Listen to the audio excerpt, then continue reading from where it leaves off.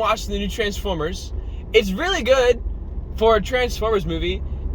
I think it's better than the one with Mark Wahlberg in it, but I don't think it's better than the first like 3, because the first 3 were badass. The third one is the best one, because that's when they just go to war in New York for like no reason. They literally just fight a war in New York City with a bunch of robots murdering each other. And this movie has murder robots, a lot of robot murder. And that's what we're here for when we watch Transformers. We're here for the murder robots, right? We're here for the Optimus epic speech, Autobots roll out, and him just using those axes and shit to destroy them. That's in this movie. And I'm going to spoil a lot more because I don't really care.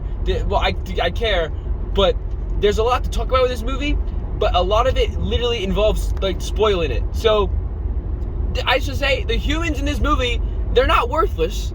They actually do shit. They fight. And the dude, I think his name is Noah in the movie, but whoever's playing him, I don't know his name. Really fucking good job. Really good character. 100%. Loved it. And when he gets the suit, I probably should have prefaced that. Yeah, spoiler alert, just for the rest of this shit. The guy gets a suit. Like an Autobot suit. It's fucking amazing. It is the coolest shit ever. So Mirage in this movie is like the main Autobot. He takes over the place of Bumblebee, I'd say, from like the actual Transformers movies, where like Optimus was the leader of the Autobots and everything like that, but Bumblebee gets the spotlight because Bumblebee is badass. So Mirage takes place to that. Like, he's the first car we get introduced to. He's the guy the protagonist meets first and everything. Which he meets by stealing him, which is a pretty neat concept. Instead of getting him from like a broken down car dealership or finding him like Mark did. Which I have to point out this before I forget about it. I don't know where this movie fits in.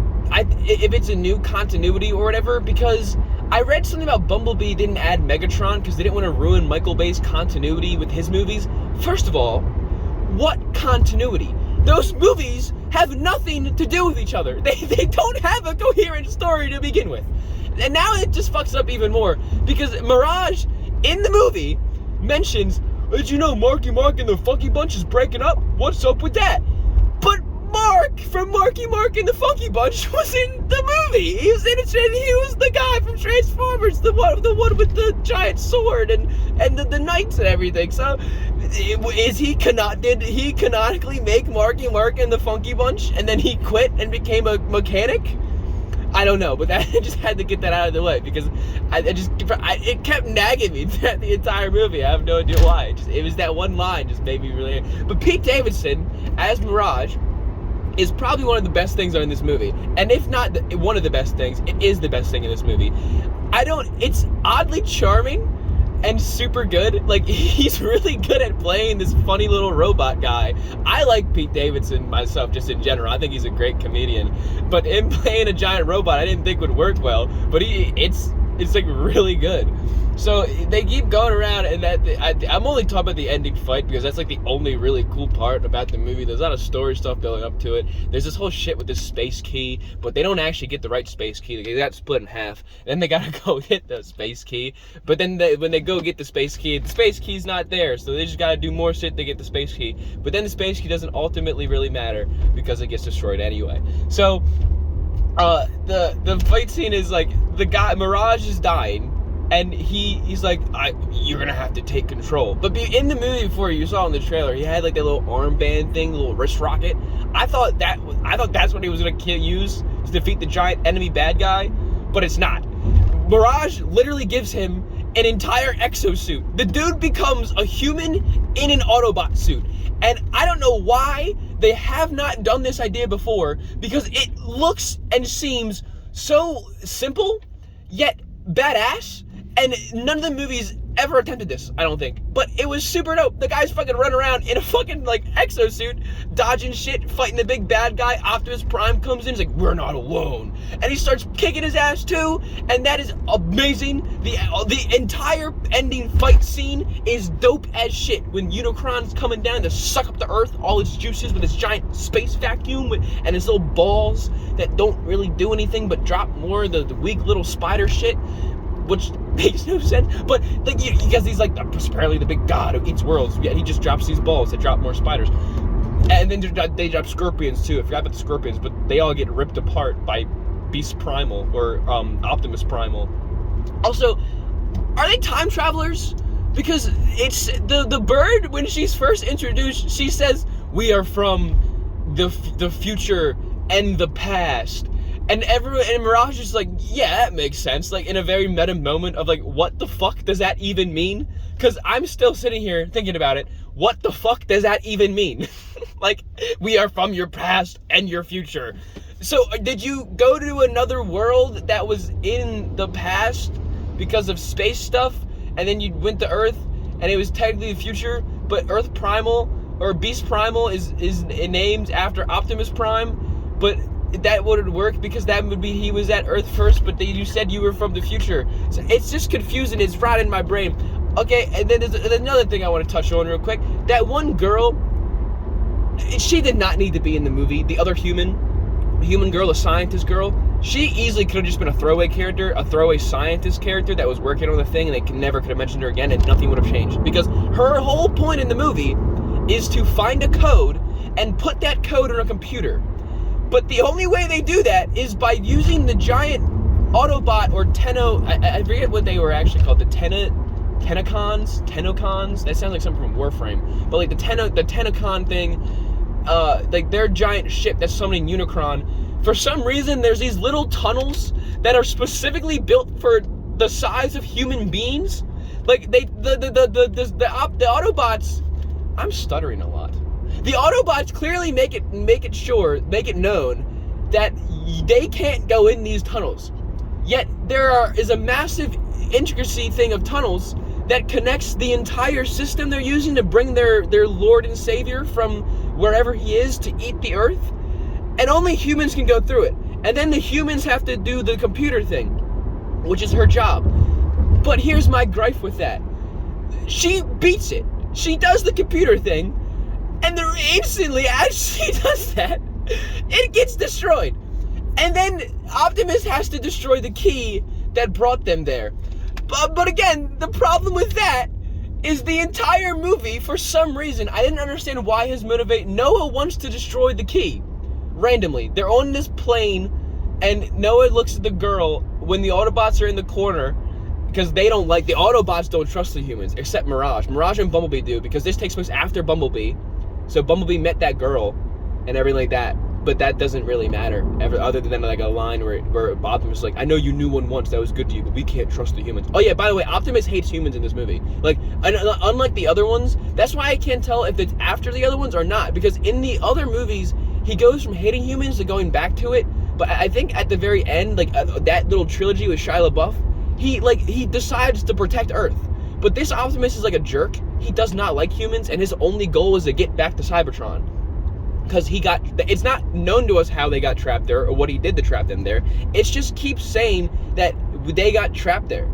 Alright? But so Noah's whole big thing, he whispers to her, we gotta destroy the key. Because we destroy the key, then that means the big evil guy can't come to our Earth, but then that also means that they can't go back home.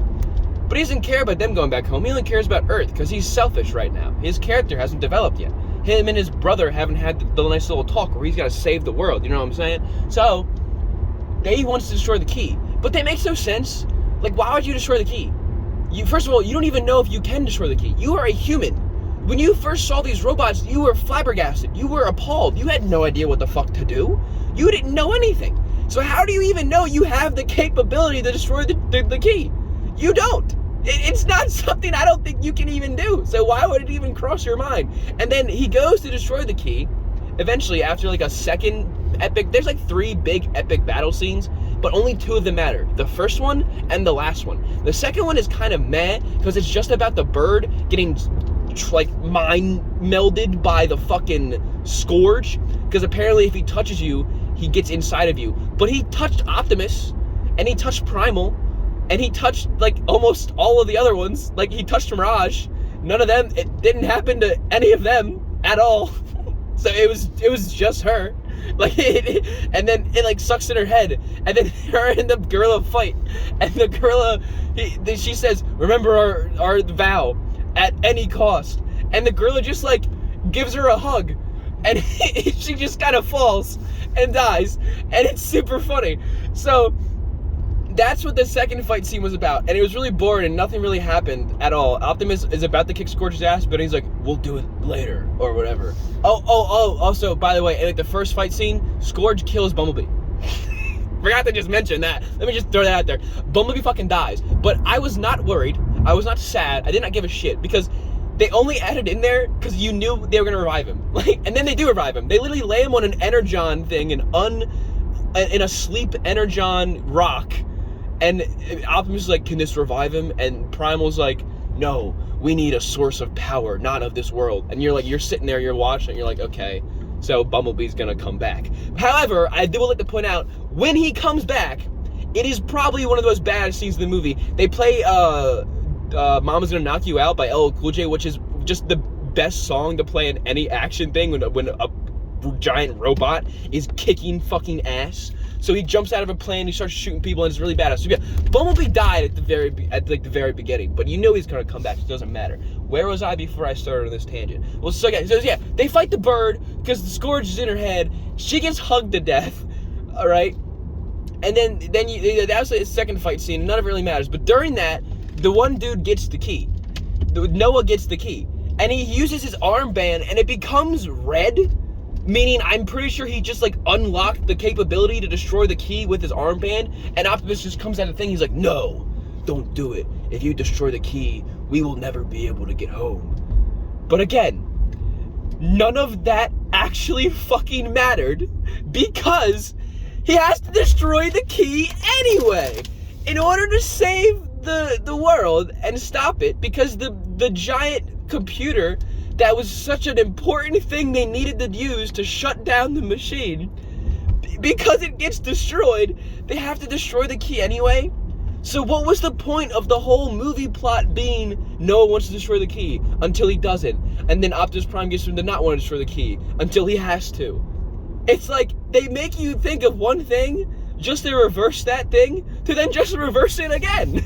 So it's just a lot of twists and turns. But just like most Transformers movies, you watch them for the giant robots fighting, not for the giant story buildup. And I just have to say, it is worth it. It is worth the watch for the giant robots fighting. It is super goofy. It is super fun, and I super enjoyed it.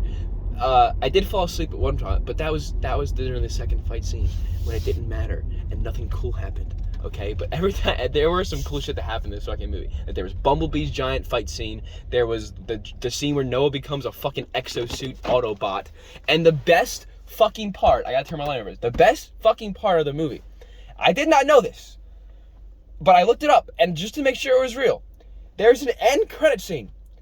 The G.I. Joe get introduced in the Transformers universe.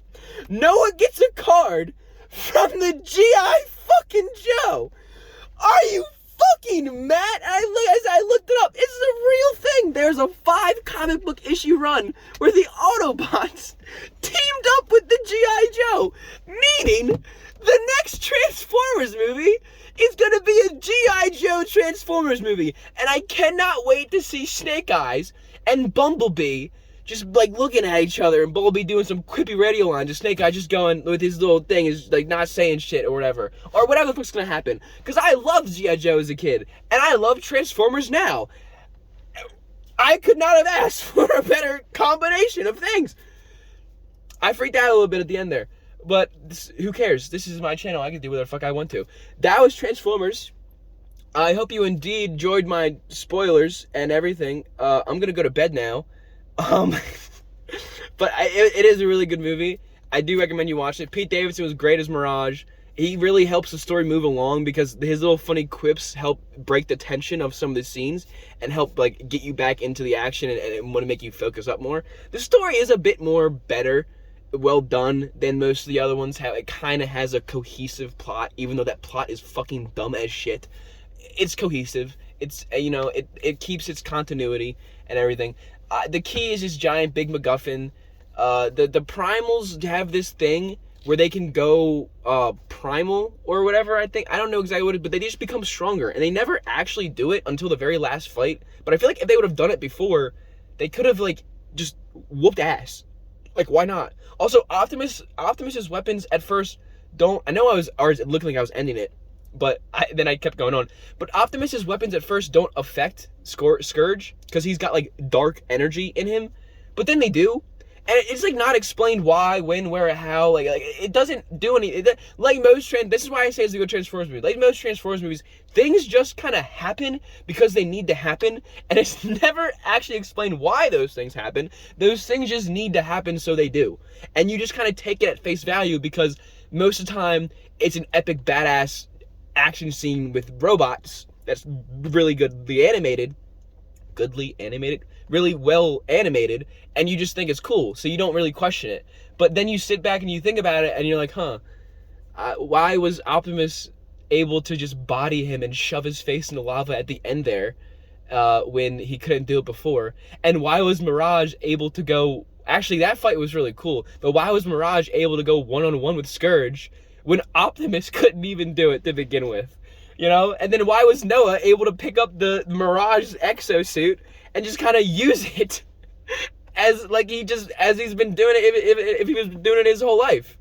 But the movie was good. Like, if you just take all the story shit and you just don't really question it and you're just there for the action stuff, it's super badass. Like, it's a good watch. Except the Beasts aren't a lot. If you liked Beast Wars growing up, I never actually watched it. I watched a couple episodes of it before going to see the movie just to see what was going on and everything. If you watched it growing up, do not expect to see the Beast do the Beast stuff a lot of the time, because they really don't. I'd say they're in the last 30%, maybe 40% of the movie, but up until then, the first 60% of it, there's none of them except the owl, but the owl is only there to move the story along. Like, once the other ones get introduced, they really don't do much, and the owl doesn't really do anything. She just saves them one time, then gets mind controlled, and then dies by a hug.